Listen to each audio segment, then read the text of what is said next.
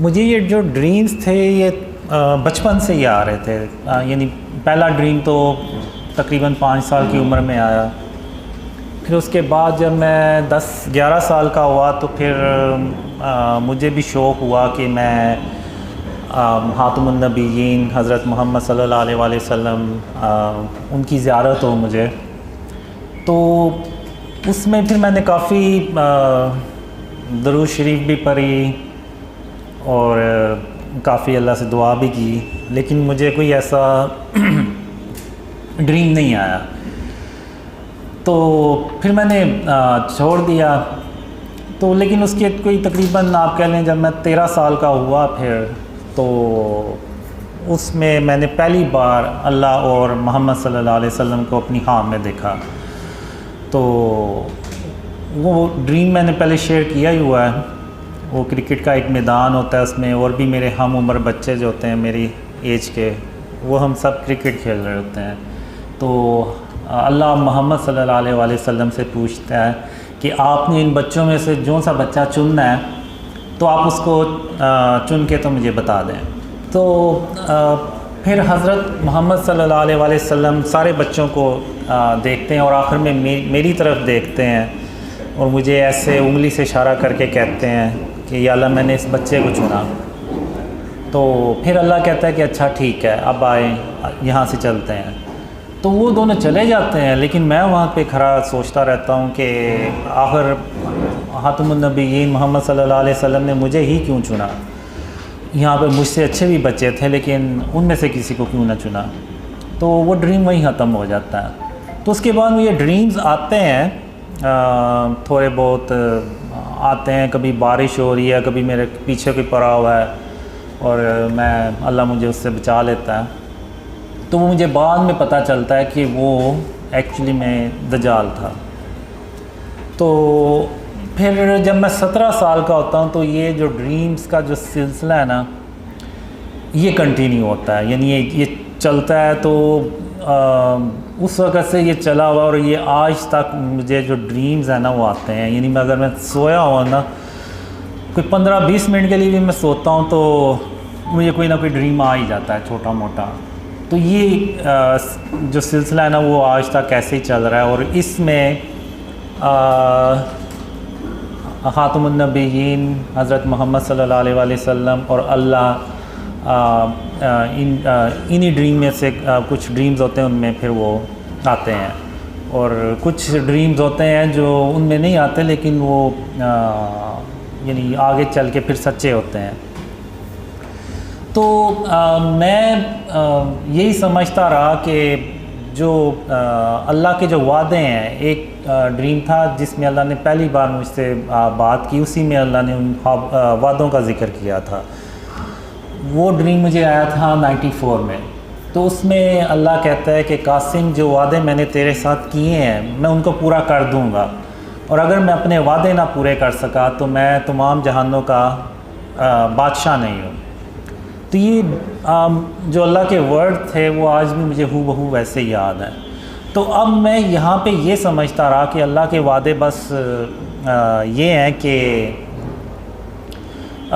मुझे एक लड़की भी थी जो ड्रीम्स में आती थी। तो मुझे बस यही रहा था कि अल्लाह के वादे ये हैं कि मेरी उससे शादी हो जाएगी और हैप्पी एंडिंग हो जाएगी बस।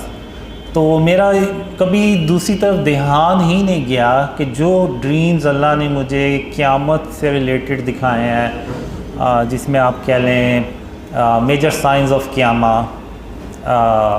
याजूज माजूज, दज्जाल, ईसा अलैहिस्सलाम और फिर क़यामत के दिन के ड्रीम्स। तो मेरा उस तरफ कभी ध्यान नहीं गया। और ये मुझे ड्रीम्स आए थे 2003 से 2005 के बीच में। इस तरह के बहुत ज़्यादा ड्रीम्स आए जो दज्जाल, ईसा अलैहिस्सलाम, याजूज माजूज और साइन ऑफ क़यामा, ये जो ग़ज़वा हिंद और जो क़यामत के दिन के बारे में ड्रीम्स थे। तो मेरा कभी ध्यान ही नहीं गया कि अल्लाह के वादे ये भी हो सकते हैं। तो 2013 में जब वो लड़की मुझे छोड़ गई और मुझे भी यकीन हो गया कि वो मुझे नहीं मिलने वाली, तो फिर मैं यानी मेरी ड्रीम की तरह की सिचुएशन, मैं अपना सर पकड़ के बैठ गया और मैंने कहा कि मेरा तो सारा मैंने अपनी ज़िंदगी ज़ाया कर दी है, तो अब जो वक़्त गुज़र गया वो वापस तो नहीं आएगा। जनवरी 2014 में अल्लाह ने मुझे एक ख्वाब में बताया कि कासिम, मैंने उस लड़की के ज़रिए तेरी 20 साल आजमाइश की। मैं देखना चाहता था कि तू अल्लाह की रहमत से मायूस होने वालों में से तो नहीं है। तो मैं ड्रीम में इवन मैंने अल्लाह से एक तरह से गिला भी किया कि आखिर तूने एक लड़की के ज़रिए मुझे क्यों आजमाया। तो अल्लाह ने कहा, कासिम, मैंने तेरे इतने साल आजमाइश करनी ही थी, चाहे उसका तरीका कुछ भी होता। तो तुम अब घर जाओ और घर जाके तो आराम करो और मैं फिर तुम्हें बताऊंगा कि तुमने आगे क्या करना है। तो 20 या 22 अप्रैल 2014 इसमें अल्लाह ने पहली बार मुझे कहा कि कासिम, जो ख्वाब मैंने तुम्हें दिखाए हैं वो लोगों से बयान करो। मैं दुनिया वालों को दिखाना चाहता हूँ कि तुम कौन हो। तो जब मैं सुबह उठा तो मैंने कहा कि ये तो बड़ा अजीब सा अल्लाह ने हुक्म दिया है। ये तो ऐसा हुक्म है कि वो यानी अगर मैं मेरे घर वाले यकीन ना करें तो जो मुझे जानता ही नहीं है तो वो कैसे यकीन करेगा इन ड्रीम्स पे। तो बहरहाल फिर मैंने कहा कि मैं खातमुन नबीयीन मोहम्मद सल्लल्लाहु अलैहि वसल्लम का वेट करता हूँ कि वो क्या हुक्म देते हैं। तो वो भी कोई 7 दिन हफ्ता 10 दिन बाद ड्रीम्स में आए, तो उन्होंने भी मुझे वही कहा कि जो ख्वाब अल्लाह ने तुम्हें दिखाए हैं वो लोगों से बयान करो। तो चूँकि अब अल्लाह और मोहम्मद सल्लल्लाहु अलैहि वसल्लम दोनों ने मुझे वही हुक्म दिया तो मेरे पास फिर कोई और चॉइस ही नहीं थी। मैंने फिर वो ड्रीम शेयर करना शुरू किए ईमेल्स के थ्रू अपने घर वालों से इधर उधर, तो किसी ने यकीन ही नहीं किया। तो फिर सितंबर में मैंने तकरीबन वो ईमेल्स के थ्रू भी ड्रीम्स शेयर करना छोड़ दिए। तो फिर अक्टूबर 2014 में एक ख्वाब में मैं अल्लाह से कह रहा होता हूँ कि अल्लाह, इन ख्वाबों पे कोई यकीन नहीं करने वाला और मैं सिर्फ़ अपना वक्त ज़ाया कर रहा हूँ। तो अल्लाह फिर कहता है कि नहीं कासिम, जब मैं किसी काम का इरादा करता हूँ तो फिर मैं उसको करके छोड़ता हूँ और मुझे रोकने वाला कोई भी नहीं होता। तो फिर अल्लाह इंटरनेट को बुलाता है और इंटरनेट को हुक्म देता है कि जो कासिम के ख्वाब है ना, ये पूरी दुनिया में फैलाओ। तो वो फिर वो दुनिया में फैलाता है। तो फिर उसके बाद मैंने करते करते जनवरी 2015 में ड्रीम्स को ऑनलाइन शेयर करना शुरू किया। वो भी एक तो इस ड्रीम से मुझे थोड़ा सा आइडिया हुआ और दूसरा ये था कि कोई दिसंबर के शुरू में खातमुन नबीयीन मोहम्मद सल्लल्लाहु अलैहि वसल्लम ख्वाब में एक ही रात में 2 बार आए और उन्होंने मुझे यही कहा कि कासिम, अपने ख्वाब लोगों से बयान करो, पाकिस्तान को बचाने के लिए, इस्लाम को बचाने के लिए। तो वो एक ही रात में 2 बार आए। तो मैंने यानी जब भी खातमुन नबीयीन मोहम्मद सल्लल्लाहु अलैहि वसल्लम एक ही रात में 2 बार ख्वाब में आए तो वो इसका मतलब होता है कि मुझे वो काम करना होता है। तो वो फिर मैंने जनवरी 2015 में स्टार्ट किए ड्रीम शेयर करना। तो वो इतने कमेंट्स बीच में नीचे इतने बुरे कमेंट्स आए तो मैंने कहा मैंने इस काम के लिए तो नहीं ये ख्वाब शेयर करना शुरू किए थे कि लोग मुझे बुरा भला के हैं। तो वो फिर मैंने जनवरी के एंड तक ना पक्का फ़ैसला कर लिया कि मैं इन ख्वाबों को ना शेयर करना बंद कर दूँगा। तो फिर 8 फरवरी 2015 उसमें ड्रीम में खातमुन नबीयीन मोहम्मद सल्लल्लाहु अलैहि वसल्लम आए और उनकी आवाज़ जो थी ना वो बहुत ही अफसरदा थी कि ऐसे जैसे अगर मैंने ये काम छोड़ दिया तो वो उनके लिए यानी बहुत बड़ा मसला हो जाएगा। तो उन्होंने फिर मुझे कहा कि कासिम, अल्लाह की रहमत से मायूस नहीं हुआ करते और तुम इस काम को मत छोड़ो और इसको करते रहो और अल्लाह तुम्हारी मदद कर रहा है और तुम अपनी मंजिल के बहुत करीब हो। तो मैं जब सुबह उठा तो मैंने कहा कि रसूल अल्लाह सल्लल्लाहु अलैहि वसल्लम के लिए जान भी हाजिर है, तो ये तो सिर्फ बुरे कमेंट्स हैं। तो फिर मैंने कंटिन्यू किया उसको काम को, लेकिन फिर भी दिल में था मेरे कि लोग क्या कहेंगे, यानी इस तरह से क्योंकि वो कमेंट्स बहुत ही बुरे होते थे, यानी अभी भी बुरे ही करते हैं कमेंट्स। तो फिर मार्च 2015 में अल्लाह ने एक ख़्वाब में कहा, यानी उसमें एक अल्लाह मुझे कहते हैं कि कासिम इन अंधेरों में कब तक पड़े रहोगे, बाहर निकलो और उस जगह को तलाश करो जो मेरी रहमतों और बरकतों से भरी पड़ी है। तो मैं बड़ा खुश होता हूँ कि अल्लाह मुझे इन अंधेरों से बाहर निकालने आया है। तो जब मैं बाहर जाता हूँ अपने घर से तो वहाँ पे मैं देखता हूँ 8-10 कोई भूखे शेर भरे साइज़ के वो घूम रहे होते हैं। तो मैं डर के अंदर भागता हूँ, मैं कहता हूँ कि ये तो मुझे वैसे ही कच्चा खा जाएंगे। तो मैंने फिर अंदर आके अल्लाह से भी कहा। तो इसी दौरान वो फिर 3 कुत्ते होते हैं वो जो खिड़की से अटैक करने लगते हैं, लेकिन वो फेंस लगी होती है तो वो वहीं से टकरा के तो पीछे हो जाते हैं। तो फिर मैं कहता हूँ अल्लाह से कि या अल्लाह तेरे सामने इन्होंने मेरे ऊपर हमला किया और तू मुझे ये कह रहा है कि वो शेर मुझे कुछ नहीं कहेंगे। तो फिर अल्लाह खैर उनको मार देता है और फिर अल्लाह मुझे कहता है कि कासिम या तो वो काम करो जिसका मैंने तुम्हें हुक्म दिया है या फिर इन अंधेरों में हमेशा हमेशा के लिए पड़े रहो और तुम मेरा यकीन करो मैं तुम्हारी हिफाजत करूँगा और तुम्हें तुम्हारी मंजिल तक बाहिफाजत पहुँचाऊँगा। तो ये कह के अल्लाह वहाँ से चला जाता है। अब मैं उधर दीवार पे नीचे बैठ के तो सर टांगों में दबा के तो सोचता रहता हूँ कि और कहता हूँ कि मैं इधर भी अगर रहूँगा तो मौत मुझे यहाँ भी आ जानी है, लेकिन जैसा कि अल्लाह मुझे कहता है कि वो मेरी हिफाजत करेगा तो मुझे अल्लाह पे भरोसा करना चाहिए और बाहर निकलना चाहिए। तो फिर मैं वो बाहर निकलता हूँ, तो वो करते करते अल्लाह मुझे बचाते आ रहता है और मैं उस जगह पहुँच जाता हूँ। तो फिर अल्लाह मुझे कहता है कि कासिम क्या मैंने तुम्हें नहीं कहा था कि मैं तुम्हें तुम्हारी मंजिल तक बाहिफाजत पहुँचाऊँगा। तो फिर मैं अल्लाह से कहता हूँ कि हाँ या अल्लाह तूने अपनी बातें सच कर दिखाई। तो यहाँ पे फिर मैं कहता हूँ अल्लाह से कि अब मैं कल अपने जितने भी मेरे काम हुए मैं वो सारे कर लूँगा। तो फिर यहाँ पे अल्लाह सीरियस हो के ना मुझे कहता है अच्छा कासिम तो फिर मैं भी उसके बाद क़यामत कायम कर दूँगा।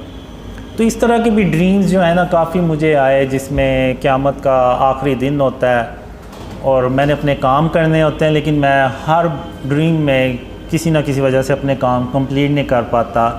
लेकिन अल्लाह अपनी रहमत से क़यामत कायम नहीं करता और एक और दिन देता है जिसमें वो फिर मैं उससे अगले दिन जो होता है ना वो अपने सारे काम कंप्लीट करता हूँ।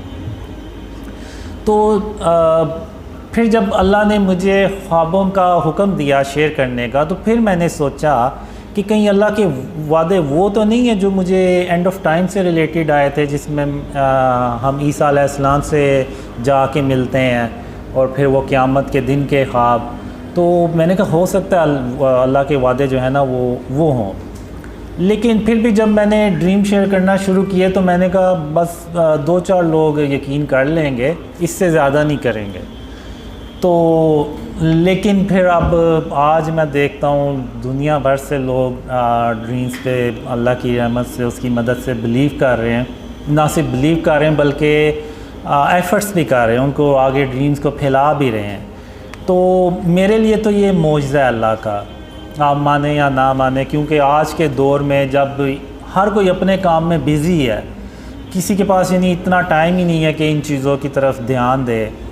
और ऐसे यानी जितने भी हैं सारे नाम हम आपस में कभी जानते थे एक दूसरे को, ना मुझे ये कभी जानते हैं ना कभी मिले, लेकिन फिर भी ये जो है ये ड्रीम्स फैला रहे हैं, वीडियोस बना रहे हैं और इस तरह से लोगों को यानी अक्सर के तो अपने यानी उनके अपने जो फ्रेंड थे उन्होंने भी उनसे फ्रेंडशिप तोड़ दी और उनके घर वालों में भी मसला हुआ, लेकिन फिर भी अल्लाह की मदद से और अल्लाह की रहमत से वो काम को कंटिन्यू कर रहे हैं। तो ये जो चीज़ है ये सिर्फ अल्लाह की मदद और उसकी रहमत से मुमकिन है, उसकी मदद के बगैर ये काम हो ही नहीं सकता, और वो भी स्पेशली आज के दौर में। तो मेरे लिए तो ये मौजज़ा ही है अल्लाह का, क्योंकि इसमें मुझे ड्रीम्स भी आए थे कि 2011 से 2013 में मैं कुछ ऐसे लोगों यानी जा रहा होता हूँ, कुछ रास्ते में मुझे ऐसे लोग मिलते हैं कि जिनको मेरे नाम का भी पता होता है, और उनमें से कुछ को इतना पता होता है कि अल्लाह ने मुझे किसी जगह जाने का हुक्म दिया है। और वो उनमें से ये भी कहते हैं कि हमें पता था आप यहाँ से एक दिन गुज़रेंगे। तो उस वक्त मैं ड्रीम में हैरान होता था और अपने आप से सवाल करता था आखिर ये लोग हैं कौन जिनको मेरे नाम का भी पता है और कुछ को इतना पता है कि मैं किस जगह जा रहा हूँ। तो ये सवालों के जवाब मेरे ख्याल से जब मैंने ड्रीम शेयर करना शुरू किए तो फिर मुझे ये जवाब मिले कि मैंने कहा शायद वो लोग आप ही हैं जिनको मैंने अपने ड्रीम्स में देखा और जिन्होंने मुझे पहचाना। तो अब आपने क्या सवाल पूछा था? जी, अब जब मैंने ड्रीम शेयर करना शुरू किए तो उसमें फिर जो अल्लाह और ख़ातमुन नबीयीन मोहम्मद सल्लल्लाहु अलैहि वसल्लम थोड़ा यानी नॉर्मल रूटीन से थोड़ा ज़्यादा आना शुरू हुए, जिनमें अल्लाह थोड़ा सा ज़्यादा आना शुरू हुआ।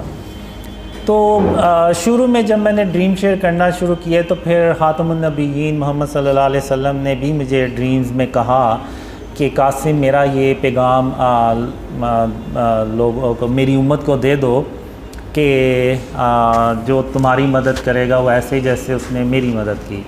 और फिर उसके बाद कुछ ड्रीम्स में ऐसे भी आया कि अल्लाह जो है ना वो गोल्डन पेपर्स में उन लोगों के नाम लिख रहा है जो यानी शुरू में इन ड्रीम्स को फैलाते हैं। और मुझे ये भी ड्रीम्स में आया कि इस उम्मत के जो बेहतरीन लोग होंगे वो इन ड्रीम्स पे पहले यकीन करेंगे और फिर ये ड्रीम्स फैलेंगे, फिर थोड़े से और ऊपर के लोग बिलीव करेंगे, फिर इवन फिर मीडिया से रिलेटेड लोग बिलीव करेंगे, फिर कुछ पॉलिटिशियंस इस तरह से, और फिर करते करते ये ड्रीम्स जो है ना वो इतने फैलेंगे कि जो आर्मी चीफ़ ऑफ पाकिस्तान है उनको भी इन ड्रीम्स का पता चलेगा और वो इन ड्रीम्स को सुनेंगे। तो फिर उसके बाद ख़ातमुन नबीयीन मोहम्मद सल्लल्लाहु अलैहि वसल्लम आर्मी चीफ़ को गवाही देंगे कि कासिम अपने ख्वाबों के बारे में किसी से झूठ नहीं बोल रहा और बिल्कुल वैसे ही कुछ होने जा रहा है जैसा कि अल्लाह ने कासिम को ख्वाबों में दिखाया है। तो ये विटनेस मिलने के बाद फिर जो है ना वो काफ़ी ड्रीम्स जो है ना वो दुनिया में फिर बहुत ही ज़्यादा फैलते हैं, जिसका यानी पाकिस्तान की तरक्की और इस्लाम की सरबुलंदी से भी ताल्लुक़ है। और गोल्डन आप चाहें तो क़यामत के मंज़र वाला अर्श के नीचे वाला अगर आप चाहें। अच्छा ठीक है। अब जो क़यामत का जो दिन होता है ना, जब अल्लाह क़यामत कायम करता है, इससे पहले मैंने एक ड्रीम में अल्लाह से पूछता हूँ कि अल्लाह आखिर ये कैसे होगा कि तू क़यामत के दिन हम सब को आवाज़ देगा और हम सब तेरी तरफ दौड़ते चले जाएंगे। तो अल्लाह ने मुझे एक मिसाल दी। अल्लाह कहता है कासिम जैसे कि एक बिल्ली है और उसके छोटे छोटे दूध पीते बच्चे हैं, वो अपने बच्चों को दूध पिला के तो अपना रिस्क तलाश करने के लिए बाहर चली जाती है और फिर वो कई घंटों के बाद जब वापस आती है और उस वक्त उस दौरान उसके बच्चे जाग जाते हैं और वो अपने आप को अकेला देख के, अपनी माँ को पास ना देख के तो खौफ महसूस करते हैं कि हमारी माँ कहाँ है। तो फिर जब बिल्ली आती है और वो दूर से अपने बच्चों को आवाज़ देती है तो उसके जो बच्चे हैं वो दौड़ते चले जाते हैं अपनी अम्मी के माँ के पास, और ये नहीं देखते कि इनको कोई रास्ते में कोई ख़तरा भी हो सकता है, कोई नुकसान भी हो सकता है। नहीं, वो बस ये देखते हैं कि हमारी जो माँ है उसने हमें बुलाया। तो बिल्कुल इसी तरह मैं क़यामत के दिन जब तुम सबको आवाज़ दूँगा तो तुम सब इसी तरह मेरी तरफ दौड़ते चले आओगे और मेरे सामने हाज़िर हो जाओगे। तो अब जब मैंने देखा अपने ड्रीम्स में कि अल्लाह क़यामत कायम कर देता है, तो अब मुझे ऐसे लगता है जैसे मैं ज़मीन से उग के निकला हूँ, जैसे कोई पौधा उगता है तो उस तरह से ना मैं ज़मीन से उगा हूँ। और जैसे ही मैं उठा हूँ तो वो ऑलरेडी यानी होता है कि मैंने अल्लाह रब्बुल आलमीन के पास जाना है, यानी उसके सामने जाना है। तो अब मैं उधर ऐसे तेज़ चलता हुआ ना, तो जैसे अल्लाह ने ऑलरेडी मुझे बताया हुआ कि मैंने कहाँ जाके खड़े होना है। तो मैं उधर जाता हूँ और जाके खड़ा हो जाता हूँ, तो वहाँ पे हातमुन नबिय्यीन मोहम्मद सल्लल्लाहु अलैहि वसल्लम पहले से आगे खड़े होते हैं। तो अब जो अल्लाह का क़यामत के दिन जो अर्श होता है ना, उसका साया जैसे शाम का साया होता है ना, तो लंबा हो जाता है। तो ये अब जैसे ये अल्लाह का अर्श का साया है और इधर ये बाकी मैदान है, और सूरज इस तरफ होता है, काफ़ी भरे साइज़ में होता है। तो उसका जो ऐसे रोशनी आती है, तो अल्लाह के अर्श के जो साया है ना, वो ऐसे एक लंबा साया बन जाता है। तो सबसे आगे हातमुन नबिय्यीन मोहम्मद सल्लल्लाहु अलैहि वसल्लम खड़े होते हैं, फिर उसके पीछे आप सल्लल्लाहु अलैहि वसल्लम की जो उम्मत होती है वो, फिर जब उसके बाद फिर हज़रत इब्राहीम अलैहिस्सलाम और उनकी उम्मत के लोग होते हैं, फिर उसके बाद सारे दर्जा बदर्जा अल्लाह के नबी और उनके उम्मती होते हैं। तो जो मैंने ड्रीम्स में देखा है, हातमुन नबिय्यीन मोहम्मद सल्लल्लाहु अलैहि वसल्लम की उम्मत की जो तादाद है वो बहुत ज़्यादा होती है बाकी नबियों की उम्मतों से। तो मैं यहाँ पे खड़ा हो जाता हूँ और मेरे साथ वो लोग होते हैं जो दुनिया में साथ होते हैं। तो अब मोहम्मद सल्लल्लाहु अलैहि वसल्लम यहाँ पे अब हमसे ना मुलाकात करने आते हैं। तो वो जितने भी लोग होते हैं वो सब हातमुन नबिय्यीन मोहम्मद सल्लल्लाहु अलैहि वसल्लम उनसे इन पर्सन मिलते हैं, और वो कहते हैं कि आपने दुनिया में कासिम के साथ रहे, और इस्लाम और यानी उस पर उस जो ड्रीम्स आए थे उस वक्त मुझे, तो उस वक्त मुझे नहीं पता होता कि हमने ऐसा आखिर क्या काम किया है कि हातमुन नबिय्यीन मोहम्मद सल्लल्लाहु अलैहि वसल्लम हमसे मिलने पहले आए हैं। तो बहरहाल उस वक्त तो मुझे नहीं समझ लगी, लेकिन आज अब तो समझ लगती है कि वो शायद इस्लाम की सरबुलंदी से मुतल्लिक ही काम होगा। तो हातमुन नबिय्यीन मोहम्मद सल्लल्लाहु अलैहि वसल्लम फिर हमें कहते हैं कि आज अल्लाह जो है ना आपको खुश कर देगा, अल्लाह अपनी रहमतें और बरकतें आप पे नाजिल करेगा।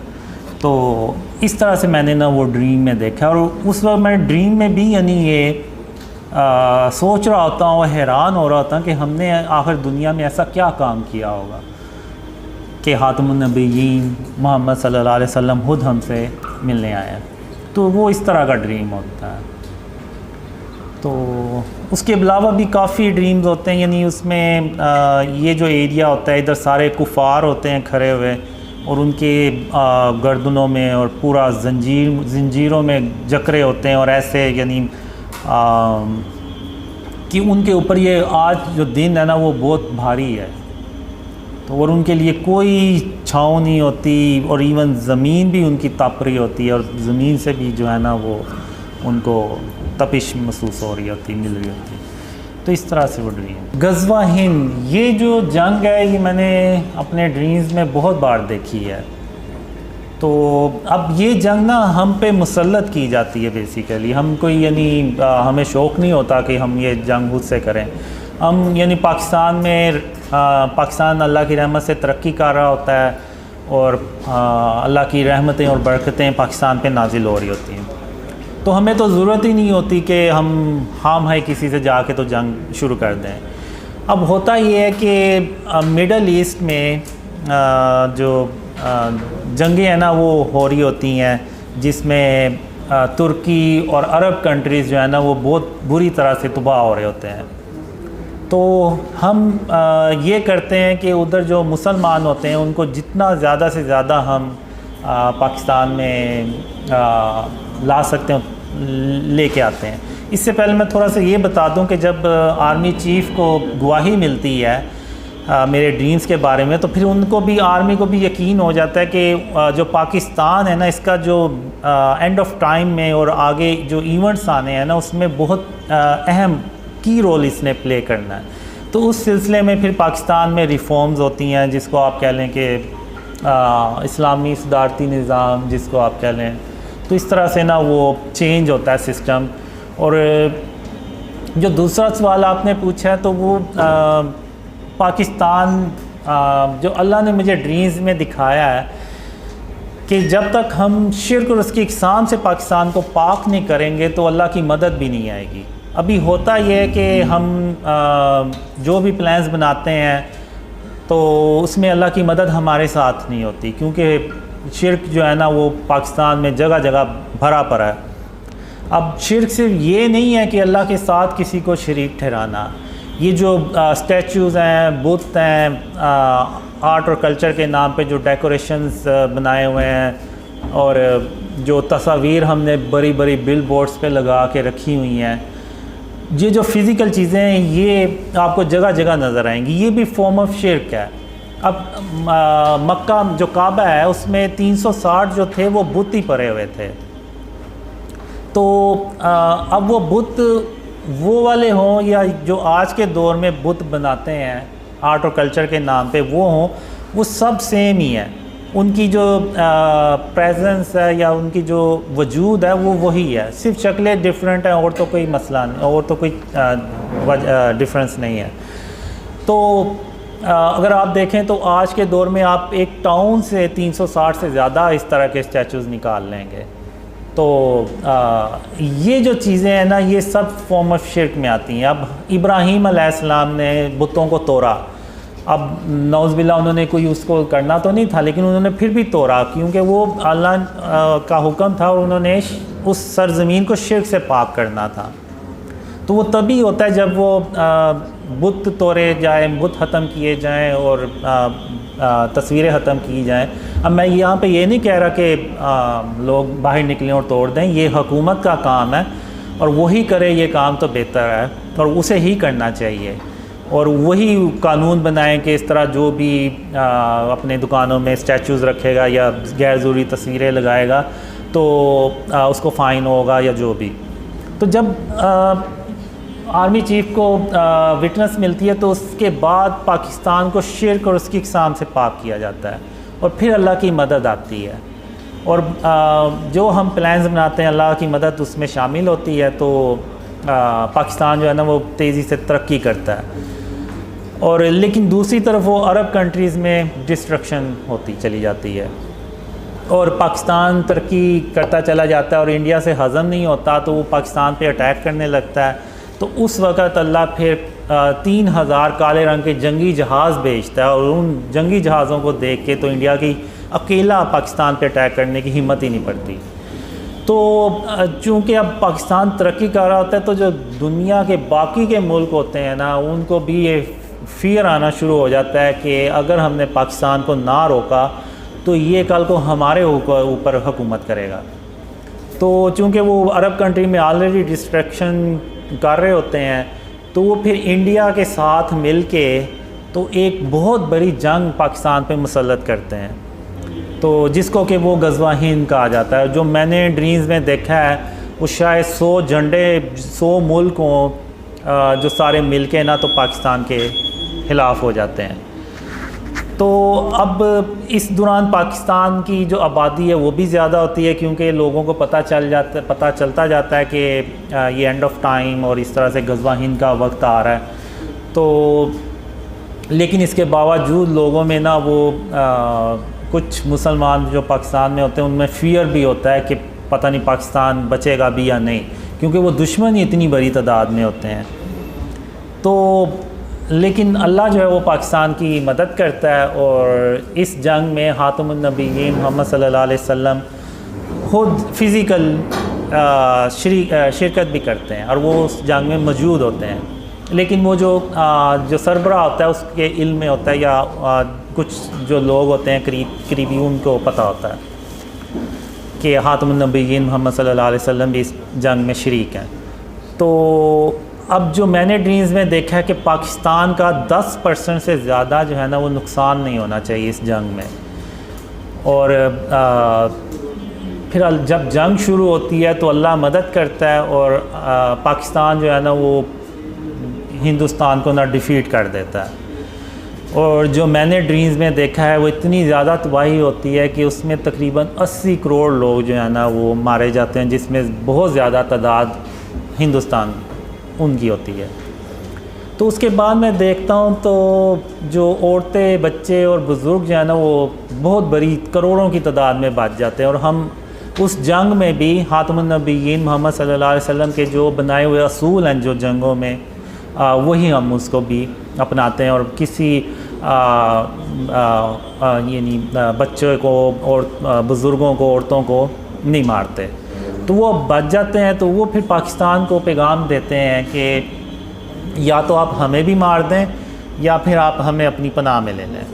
तो सब फिर हुकूमत ऐलान करती है कि आप दो मर्दों को दो तीन चार शादियाँ करें और उन औरतों को पनाह दें। तो उसके बाद फिर मिडल ईस्ट में पाकिस्तान जाता है काले रंग के जंगी जहाज़ लेके, और वहाँ पे रशिया और अमेरिका को शिकस्त देता है और पाकिस्तान अकेला जो है ना वो सुपर पावर बन जाता है। तो उसमें जो मैंने ड्रीम्स में देखा है कि जो हम यूरोप में जाने लगते हैं तो वो पहले ही हाथ खड़े कर देते हैं और वो जंग नहीं करते। वो कहते हैं आए आप और हम पे हुकूमत कर लें, इस तरह का कोई सीन होता है। और फिर पाकिस्तान जो है वो पूरी दुनिया में जब ख़ातमुन नबिय्यीन मोहम्मद सल्लल्लाहु अलैहि वसल्लम का सच्चा इस्लाम फैलाता है तो पूरी दुनिया अमन से भर जाती है। लेकिन इसका जो स्टार्ट है ना वो पाकिस्तान से होगा। तो इस तरह से मैंने ये देखा है कि दुनिया कैसे अमन से भरती है। फिर उसके चंद साल बाद दज्जाल जो है वो बाहर आ जाता है। फिर दज्जाल से एक बहुत बड़ी जंग होती है जिसमें तकरीबन 2 से 2.5 अरब लोग मारे जाते हैं। उनमें ज़्यादातर तादाद मुसलमानों की होती है। तो फिर उसके बाद दज्जाल के बाद फिर ईसा अलैहिस्सलाम आते हैं। फिर जो मैंने ड्रीम्स में देखा है कि अल्लाह मुझे ना जब दज्जाल आता है ना तो कुछ लोग होते हैं, उनको अल्लाह कहता है कि इनको ले पहाड़ में ले जाके ना तो छुपा दो। अब वो एक पहाड़ होता है, उसके अंदर वो सारा तराशा होता है, अंदर पूरी एक बिल्डिंग सी बनी होती है, सब कुछ सारी सहूलतें होती हैं, अंदर रहने के लिए सारा फूड का इंतज़ाम होता है और वो वहाँ पे रहते हैं। और मैं उनसे कहता हूँ कि जब तक मैं ना हूँ आप लोगों ने इधर ही रहना है। तो फिर जब मैं दोबारा जाता हूँ तो वो ट्रेन पे उनको बिठाता हूँ और फिर वो ट्रेन पे हम जब जा रहे होते हैं तो याजूज माजूज रास्ते में हमारी ट्रेन पे अटैक करते हैं। तो अल्लाह जो है वो हमें बचा लेता है याजूज माजूज से भी। और फिर हम ईसा अलैहिस्सलाम के पास पहुँचते हैं और फिर ईसा अलैहिस्सलाम के साथ रहना शुरू हो जाते हैं। और फिर उसके बाद एक कोई बीमारी आती है जिसमें वो 2 से 3 हफ्ते में सारे मुसलमान जो है ना वो अल्लाह को प्यारे हो जाते हैं।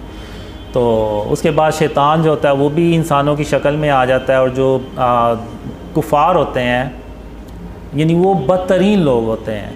अब जब ईसा अलैहिस्सलाम आते हैं तो एक तरफ उम्मत के बेहतरीन लोग होते हैं और दूसरी तरफ आप कह लें कि इंसानी तारीख़ के बदतरीन लोग होते हैं। तो मुसलमानों के बाद वो शैतान जो है वो उनमें इंसानों की शक्ल में आ जाता है और वो उनको बहकाता है और फिर उन्हीं लोगों पे अल्लाह जो है ना वो बदतरीन जो लोग होते हैं ना उन पे क़यामत कायम करता है। तो इस तरह से मैंने ये ड्रीम्स में देखा है। अब जो रीसेंट ड्रीम है वो मैंने 3 दिन पहले देखा था, वो भी काले रंग के जंगी जहाज़ों के बारे में था। तो उसमें ये होता है कि पाकिस्तान में यानी तब्दीली आ चुकी होती है और पाकिस्तान तरक्की करने लगता है। तो उसमें वो फिर 3 काले रंग के जंगी जहाज़ आते हैं और उनमें से एक जंगी जहाज़ इंडिया में जाता है अटैक करने। यानी हम चाहते हैं कि यानी शुरू में ही इंडिया को प्रेशराइज़ किया जाए और इन ख्वाबों का फ़ायदा उठाते हुए। तो एक जंगी जहाज़ जाता है लेकिन इंडिया अलर्ट हो जाता है और वो काफ़ी यानी जहाज़ अपने भी उड़ाता है। तो वो जंगी जहाज़ जो है वो ऐसे हवा में खड़ा भी हो जाता है, रुक भी जाता है और फिर वो वेट करता रहता है। चूँकि वो जहाज़ ज़्यादा होते हैं तो वो फिर वापस आ जाता है। तो जब वो वापस आता है तो इंडिया जो है वो जैसे मैच जीतने के बाद पाकिस्तान से वो शोर शराबा करते हैं और हल्ला गुल्ला करते हैं, तो उसी तरह उनके जो सारा करते हैं और उनके जो जहाज़ होते हैं वो भी ऐसे स्टंट करते हैं कि देखो हमने तुम्हारा जो जंगी जहाज़ आया था उसको भगा दिया। तो लेकिन वो जो जंगी जहाज़ है ना वो ऐसे वापस आके ना तो ऐसे नीचे बहुत नीचे परवाज़ करता है। तो यानी इसमें मैं पहली बार यानी देखता हूँ कि वो जंगी जहाज़ ऐसे हवा में रुक भी जाते हैं और ऐसे बहुत लो फ्लाइट करते हैं। जैसे अब ये एक बिल्डिंग है और इधर नीचे इस लेवल पे घर होंगे, तो वो जंगी जहाज़ जो है ना वो रेजिडेंशल एरिया से ऐसे गुज़रता हुआ जाता है ऐसे।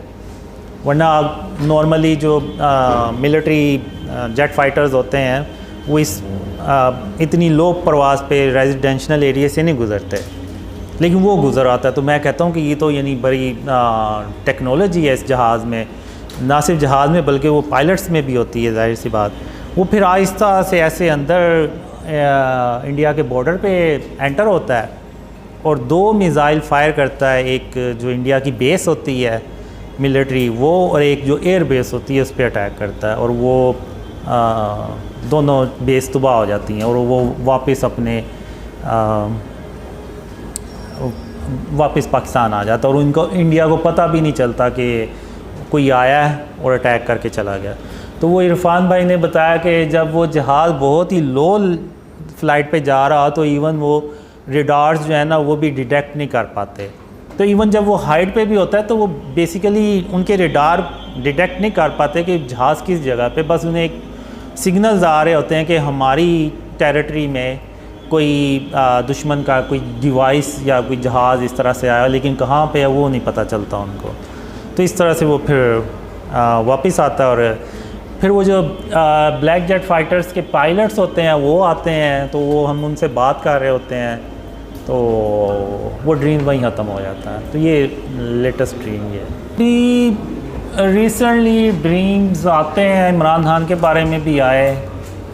तो लेकिन एक चीज़ है कि जब तक इस मुल्क को शिर्क और इसकी इक़साम से पाक नहीं किया जाएगा ना, ये मुल्क नीचे चलता जाएगा। लोग मुझसे पूछते हैं तो मैं वो बस उसी बेस पे कहता हूँ कि जब तक हम शिर्क से इस मुल्क को पाक नहीं करेंगे तो अल्लाह की मदद भी नहीं आएगी।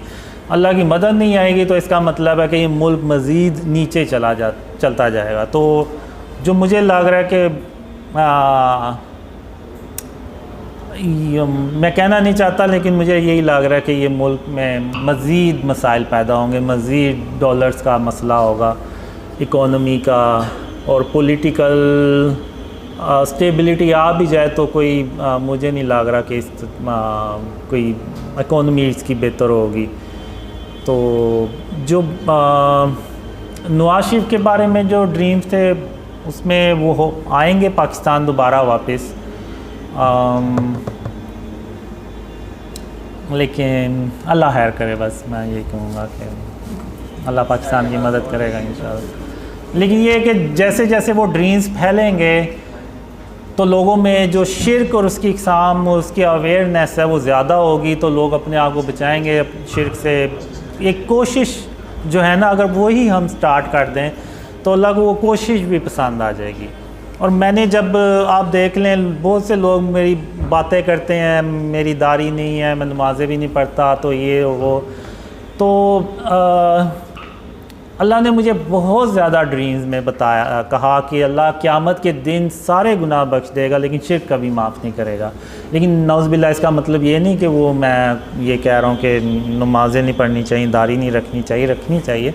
लेकिन अल्लाह ने मुझे ये भी कहा है ड्रीम में कि जो नमाज के बारे में सवाल है ना वो सिर्फ़ अल्लाह रब्बुल आलमीन किसी से कर सकता है, क्योंकि नमाज एक इंसान सिर्फ़ अल्लाह के लिए पढ़ता है। ये नहीं है कि किसी और के लिए पढ़ रहा है, तो वो जाहिर सी बात है जिसके लिए हम नमाज़ पढ़ते हैं वही अल्लाह जो है ना वो सवाल करने का हक़ भी रखता है। तो मुझे अल्लाह ने ड्रीम में यही कहा कि अल्लाह जो है ना वो ये अल्लाह ये पूछ सकता है किसी से कि वो नमाज़ पढ़ता है या नहीं, और अगर कोई तुम्हें ज़्यादा तंग करे, ज़्यादा कहे, तो उसको कहना कि जब अल्लाह मुझे तौफ़ीक देगा तो मैं नमाज़ें भी पढ़ना शुरू कर दूँगा। तो इस तरह से अल्लाह ने मुझे ड्रीम में कहा, और अल्लाह ने मुझे बहुत ज़्यादा ड्रीम में ये कहा कि कासिम मैं तेरी सिर्फ़ इसलिए मदद कर रहा हूँ कि तूने अपने आप को शिर्क और उसकी इक़साम से बचाना शुरू कर दिया।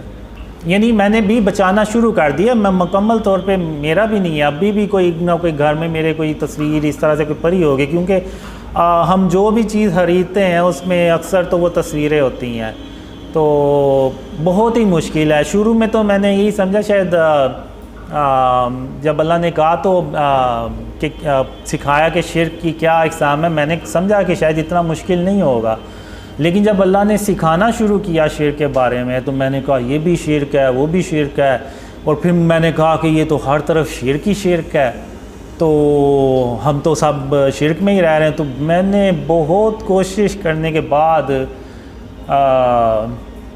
क्या कहते हैं कि घर से सारा कुछ ख़त्म किया, लेकिन अभी भी जो भी हर रोज़ कोई ना कोई चीज़ आ भी जाती है। तो मैंने वो स्प्रे पेंट भी रखा हुआ है कि कोई चीज़ अगर ज़्यादा देर के लिए रहनी है तो उस पर वो, और उसके ऊपर तस्वीर है तो उसके ऊपर फिर मैं स्प्रे पेंट कर देता हूँ। तो वो जो कोशिश है ना वो अल्लाह को पसंद आ गई।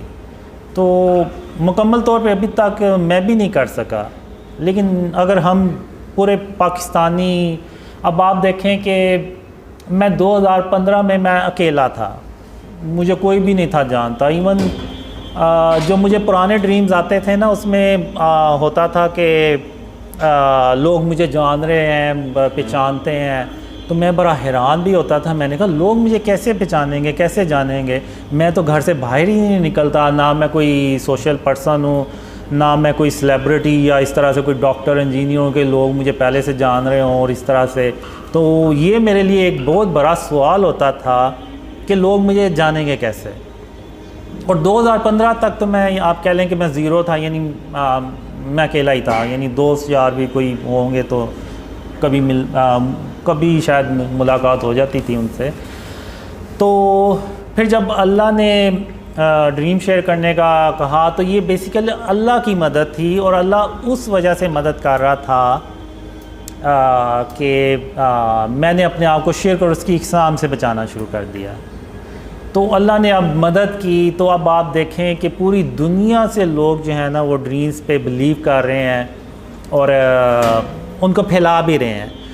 तो अगर अकेला एक बंदा अगर शिर्क और उसकी इक़साम से अपने आप को बचाए तो अल्लाह उसकी इतनी मदद करे कि वो दुनिया के लोग उसको उसकी मदद करना शुरू हो जाएं। तो अगर हम 22 करोड़ आबादी जो लोग हैं वो अगर हम सारे शिर्क और उसकी इक़साम से बचाना शुरू कर दें अपने आप को, तो फिर आप सोचें कि जो अल्लाह की मदद आएगी तो ये कौम सालों में भी नहीं, शायद महीनों में ये ऊपर जाना शुरू हो जाए।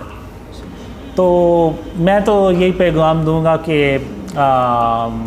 मेरी फ़िज़िकल अपीयरेंस पे ना जाएं, आप उस पैगाम पे जाएं कि अल्लाह ने मुझे कहा था एक ख्वाब में कि कासिम ये दुनिया इतनी शिर्क से भरी हुई कभी नहीं थी जितनी ये आज शिर्क से भरी हुई है। तो जब अल्लाह ने मुझे सिखाया, बताया कि शिर्क क्या है, तो वो हर जगह शिर्क ही शिर्क है। इवन हम जो मूवीज़ देखते हैं, ड्रामा देखते हैं, तो वो अल्लाह कहता है कि अल्लाह तमाम जहानों का परवरदिगार है, तमाम जहानों का रब है।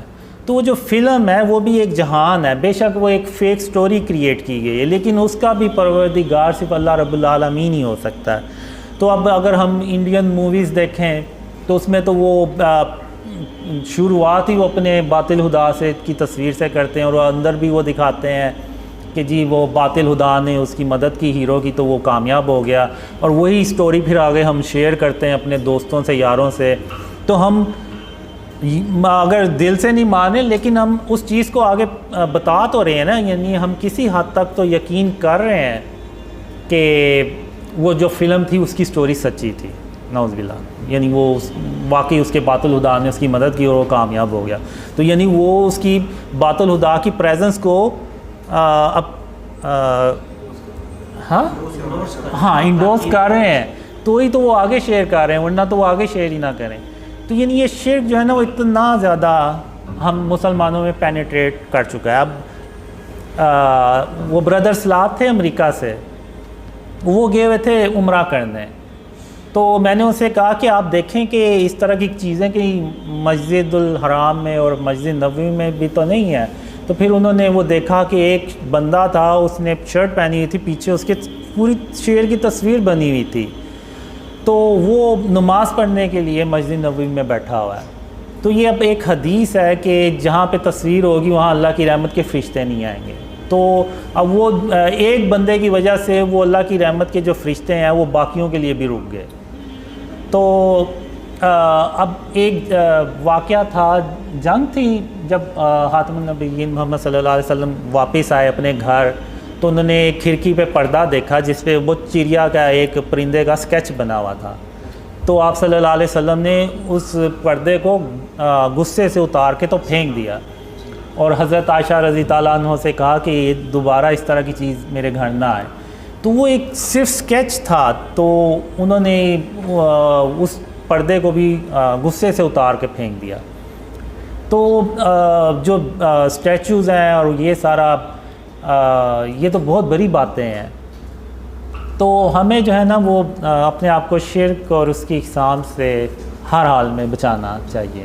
एक सवाल है तरफ से, वो कह रहे हैं कि when is the right time to come to Pakistan. ठीक है, सिस गोनिंग ये फरमानी, उन्होंने उनकी तरफ से सवाल आगे फॉरवर्ड किया। और दूसरी चीज़ है कि कोई आपको ख्वाब है दुकान के बारे में कि मोहम्मद हनीफ ने पूछा दुहान दुकान धुआं की बड़ी निशानी में से एक निशानी, 10 बड़ी निशानियों में से एक बड़ी निशानी ये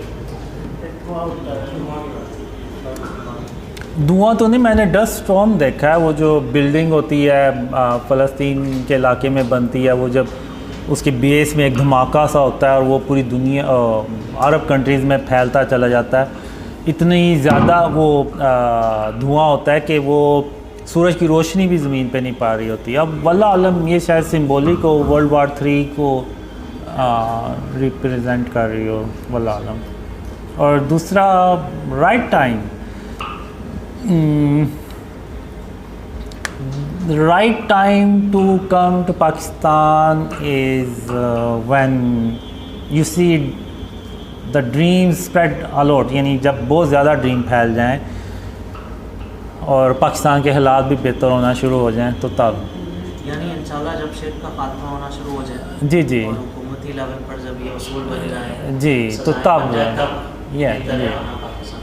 means when you see dreams are spreading a lot and we Pakistani started to remove the shirk and its form within the country, then after it the help of Allah will come to Pakistan inshallah, because you are not a Pakistani who will come to Pakistan, so it will be very difficult for you guys to live here in this situation. The current situation is not good. So when the situation will be good, then you can come to Pakistan inshallah.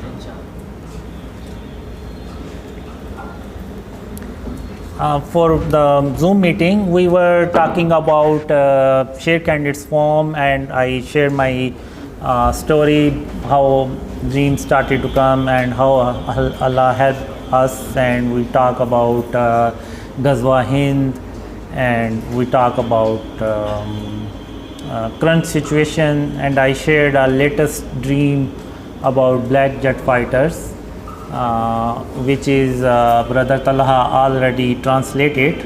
So inshallah I will try to share that dream inshallah. ठीक है ज़ीशान, पहला सवाल आप पूछ लें। कासिम भाई अभी ना। अस्सलाम वालेकुम कासिम भाई। वालेकुम सलाम। कासिम भाई, मेरा ये सवाल है आपसे, जैसा कि आपने कहा कि आपने ड्रीम देखा था जिसमें आर्मी चीफ को आप सल्लल्लाहु अलैहि वसल्लम ख्वाब में आते हैं और फिर उसके बाद वो आपसे मुलाकात होती है और आपने अपने ड्रीम्स का बताते हैं। मेरा सवाल ये है यहाँ पे कि क्या आपके फादर में कोई स्ट्रेटजी बताई गई है शिर्क के अलावा भी कि किस तरह कैसे, मतलब कौन कौन से स्टेप पहले लिए जाएंगे, कौन कौन से स्टेप बाद में लिए जाएंगे पाकिस्तान में रिफॉर्म्स करने के हवाले से? बहुत शुक्रिया। अस्सलाम वालेकुम। वालेकुम सलाम।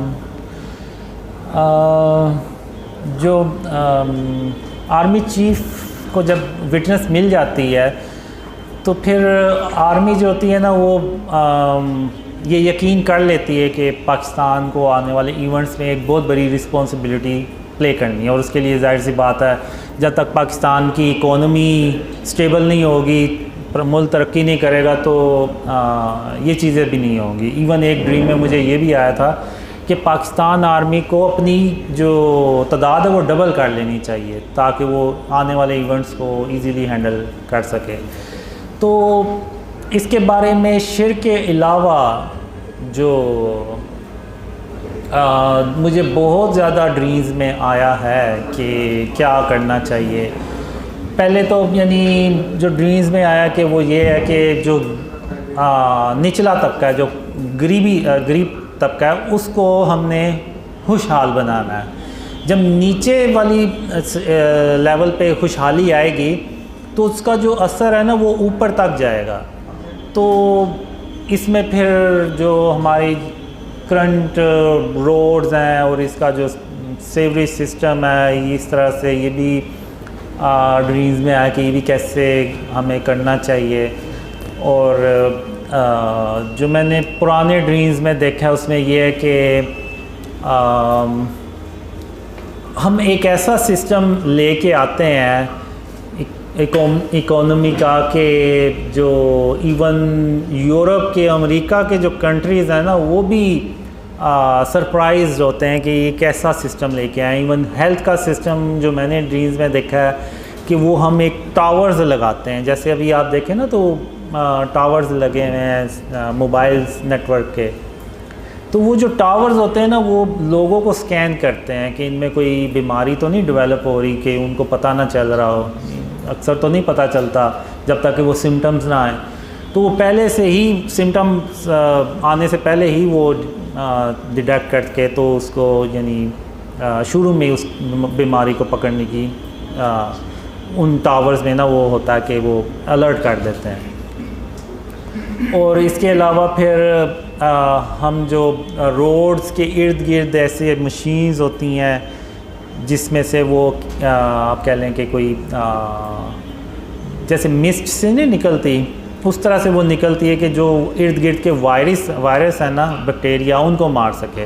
क्योंकि वो जितने भी वो हमने उस वक्त जो ड्रीम में होता है कि वो ज़्यादातर जो वायरस और बैक्टीरिया ट्रैवल करते हैं वो रोड्स और इस तरह से जो ट्रैवलिंग करते हैं लोग उनके थ्रू फैलती, तो उसके लिए वो चीज़ होती है। तो इस तरह से ड्रीम्स में आया। और फिर इतना मैंने देखा है कि पाकिस्तान में इतनी खुशहाली आती है कि कोई यानी आपको गरीब नहीं मिलता कि कोई जिसको कोई ज़रूरत हो खाने की या इस तरह से, तो इतनी यानी अल्लाह की रहमतें और बरकतें देखी हैं। लेकिन ये होता तभी है जब हम शिर्क और उसकी इकसाम से अपने आप को बचाना शुरू करते हैं। क्योंकि एक सूरह नमल सूरह सबा में अल्लाह ने एक कौम का ज़िक्र किया हुआ है जो हर तरह से खुशहाल थी और उसमें कोई बुराई नहीं थी, सारे यानी नेकूकार लोग थे, उनमें कोई भी बुराई नहीं थी। तो अल्लाह ने उनको 2 बाग दिए हुए थे जो कसरत से फल लगते थे उनमें, और उसको बेच के तो वो अपनी इकोनॉमी चलाते थे और जो भी उनमें खुशहाली थी वो उन बागात की वजह से थी। लेकिन आहिस्ता आहिस्ता उन लोगों ने ये कहना शुरू कर दिया कि ये जो बाग है ना ये हमारी, हम मेहनत करते हैं तो ये फल लेके आते हैं। तो अल्लाह ने उन फलों को ना मुर्दा कर दिया। और फिर अल्लाह ने उस कौम से सवाल किया कि अब भी तो तुम उतनी ही मेहनत करते हो जितनी पहले करते थे, तो अब ये ऐसे फल क्यों नहीं लगते जिनको तुम बेच सकते हो या तुम खा सकते हो। तो यानी बात करने का मतलब ये है कि जब तक हम यानी उन्होंने भी एक तरह से ना अल्लाह से तवक्कल हटा के तो अपने बाजुओं अपनी मेहनत पे ले आए कि यानी ये भी एक फॉर्म ऑफ शिर्क किया कि अल्लाह के अलावा किसी और पे तवक्कल कर लेना। तो जब तक हम शिर्क और उसकी इकसाम से अपने आप को नहीं ना बचाएंगे तो आप भूल जाएं कि अल्लाह मदद करेगा। तो यही मैं कहूँगा। I think when dreams spread a lot means a lot of people believes on the dreams, like are gathering here, then I think if someone want to come, then we can also is able to help them. So without local support, it will be very difficult for you guys to settle in Pakistan. But now the situation is about the dream spreading is by the mercy of Allah is a lot. So there is people who believes on the dreams in Pakistan, but still I will say wait a little more. So more people believes on the dreams, the more will be easy for you who want to come early. It will be more easy for them to settle in Pakistan because they will have more support. But still I will say wait for the right time to come to Pakistan, inshallah. I think Qasim Bhai answered this before also. So you should listen to Qasim Bhai and obey, and he's telling you to come at a later point in time. So you should obey, you should look for the signs. When it's the appropriate time, you should come. Also, there is a hadith from Rasulullah sallallahu alaihi wasallam which means that if you're presented with two paths, you should choose the easier one. Do not put yourself in a test that you cannot withstand. So be careful what you wish for. Okay, moving on to the next question. Question number 6. शिर्क में बातें का शिर्क भी शामिल है. लोग कहते हैं तो हैं कि हम अल्लाह को अव्वल तरजीह देते हैं, मगर उनके अमल अव्वल तरजीह वाले नहीं होते, जैसे कि अल्लाह का हक है. ऐसा क्यों? फ्रॉम सनोगर.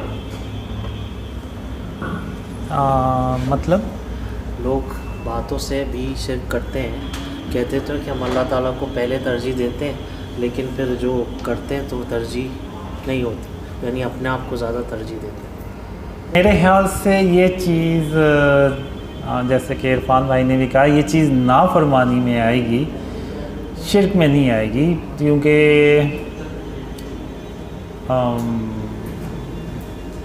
शिर्क तो वो है कि जो यानी जैसे तस्वीरें हो गई, जैसे अगर कोई बंदा किसी को ये कहे कि he is the only hope, यानी यही आखिरी उम्मीद है, तो ये बातें शिर्क के ज़मरे में आएंगी. इस तरह की बातें हमें नहीं करनी चाहिए, क्योंकि हम इंसान हैं, तो इंसान गाफिल भी हो जाता है, लेकिन उसकी नीयत ये नहीं होती कि वो नौज़बिल्ला यानी शिर्क करे. अब जैसे मैं भी हूँ सुस्त और लेज़ी किस्म का, तो अब मैं भी बाज़ बातों में करता हूँगा, और जैसे मैं भी सो जाता हूँ, तो इस तरह से अज़ान हो रही है, नमाज़ नहीं पढ़ रहा, तो ये चीज़ें नाफरमानी में तो आएंगी, जैसे इरफान भाई ने भी कहा, लेकिन ये शिर्क के ज़मरे में नहीं आएंगी. शिर्क के ज़मरे में वो बातें आएंगी कि जैसे गरूर, तकब्बुर हो गया, और किसी के बारे में कह देना कि वही आखिरी उम्मीद है. तो ये चीज़ें शिर्क के ज़मरे में आती हैं. जैसे मुझे एक ड्रीम में अल्लाह ने कहा कि जब तुम चला करो तो आकर के मत चला करो, बल्कि आजिज़ी से चला करो और अपने सर को झुका के चला करो. फिर यानी उसके बाद फिर मैंने अपने आजिज़ी से चलना शुरू कर दिया, इवन सर को भी झुका के चलना शुरू कर दिया. तो यानी किसी ने कहा कि तू क्या गर्दन नीचे करके तो चलता रहता है. तो फिर एक दूसरे ड्रीम में हातमुन नबीयीन मोहम्मद सल्लल्लाहु अलैहि वसल्लम ने मुझे कहा कि कासिम तुम इस नियत से सर को झुका के चला करो कि अगर मैं यानी इंसान ना होता और मुझे दुनिया के काम ना करने होते, तो मैं हर वक्त अल्लाह के आगे सजदे में रहता. तो इस नियत से तुम सर को झुका के चला करो. तो इसका मतलब ये नहीं है कि वो में नाफरमानी में ही आएगी ये चीज़ें, क्योंकि इंसान बहुत ही कमज़ोर पैदा किया गया. इवन मैं भी खुद भी अभी तो है नहीं, उस वक्त जब मैं अल्लाह की वादों का इंतज़ार करता रहता था तो मुझे भी दिल में आता था पता नहीं अल्लाह के वादे कभी पूरे होने भी हैं या नहीं। फिर एक ड्रीम भी आया मुझे जिसमें अल्लाह सारे अपने वादे मुझसे किए हुए पूरे करता भी है, और अल्लाह मुझे कहता भी है कि कासिम अब तुम्हें कोई मुझसे गिला शिकवा तो नहीं है, मैंने सारे अपने वादे पूरे कर दिए हैं। तो फिर मैं अल्लाह से कहता हूँ कि या अल्लाह बस मुझे एक शख्स को कत्ल करने की इजाज़त दे दे। तो अल्लाह जो होता है ना वो बड़ा तेज़ी से मेरी तरफ आता है। अब ये नहीं कि अल्लाह को नहीं पता कि मैंने किसको करना है, लेकिन अल्लाह को पता आता है, तो वो अल्लाह बड़ा तेज़ी से मेरी तरफ आता है और मुझे कहता है कासिम क्या बात है, तुम किसको कत्ल करना चाहते हो। तो मैं अल्लाह से कहता हूँ कि अल्लाह मैं अपने आप को कत्ल करना चाहता हूँ कि मैं तेरे वादों के बारे में हमेशा शक में पड़ा रहा। तो अल्लाह आगे से कहता है कासिम मैंने इंसान को बहुत ही कमज़ोर पैदा किया है, तो तुम ये उल्टी बातें सोचना छोड़ दो और आओ अब मैं तुम्हें घर छोड़ देता हूँ। तो इंसान को अल्लाह ने ना बहुत कमज़ोर पैदा किया है। तो अब ये चीज़ें नाफरमानी में आ सकती हैं लेकिन शिर्क में नहीं, क्योंकि अल्लाह ने इंसान को ना कमज़ोर पैदा किया, इंसान बड़ा कमज़ोर है। अच्छा भाई अगला सवाल है, Does Mohammed Qasim have any plan to visit any other country right now? Will he come to Indonesia this year from Goning? I always wish that I will be like you guys.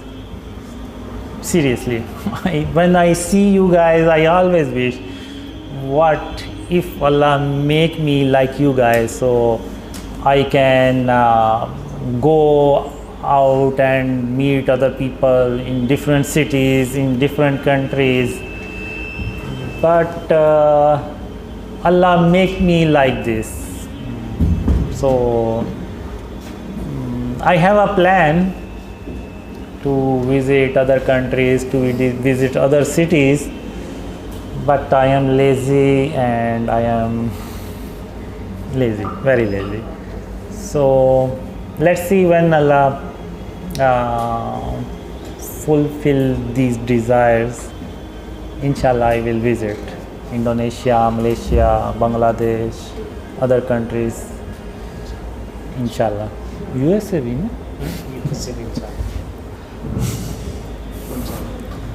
This is just the humility of Qasim bhai. Actually, इनकी वालदा भी बीमार थी, so because Qasim bhai's mother is ill and she needs attention, and Qasim bhai is the only one with her right now. So I think that is one of the reasons that Qasim bhai is not traveling, or maybe he's seen some dreams that he's not sharing with us. So maybe because of that reason. Question number 8. Have brother Qasim seen any dream about Tabut-e-Sakina, Mohammed Shiraz? Tabut-e-Sakina पर आपने कोई ख्वाब देखा है? क्या ताबूत Sakina? Tabut-e-Sakina English में पूछा किसी ने? उर्दू में भी यही कहते हैं। मोहम्मद शिराज।